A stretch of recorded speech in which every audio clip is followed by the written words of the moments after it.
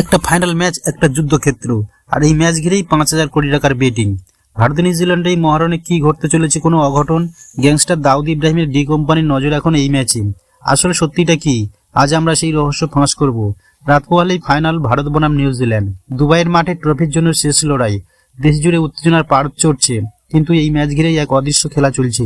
আমজনতা হয়তো এই ম্যাচটিকে দেখছেন নিছক এক ক্রিকেট ফাইনাল হিসেবে, কিন্তু গোপনে চলছে কোটি কোটি টাকার লেনদেন।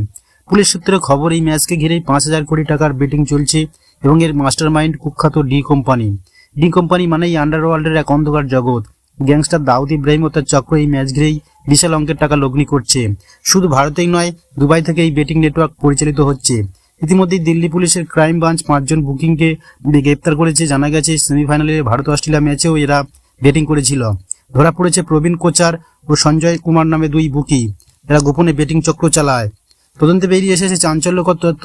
এই বুকিরা মাস্টার আইডি কিনে অনলাইনে বেটিং পরিচালনা করত। প্রতিটি লেনদেনেই তারা 3% কমিশন নিত। শুধু তাই নয়, তারা 35,000 টাকা দিয়ে একটি বাড়ি ভাড়া নিয়ে সেটিকে বেটিং হাব হিসেবে বানিয়ে ফেলেছিল।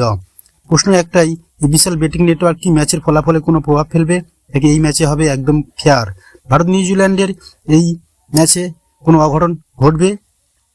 আপনার কি মনে হয়, বেটিং মাফিয়া কি সত্যিই ম্যাচকে নিয়ন্ত্রণ করতে পারবে, নাকি ভারত নিউজিল্যান্ডের ফাইনাল হবে সম্পূর্ণ ন্যায়সঙ্গত? কমেন্টে জানান আপনার মতামত। ক্রিকেটের প্রতি রহস্য উন্মোচনের জন্য আমাদের সঙ্গেই থাকুন।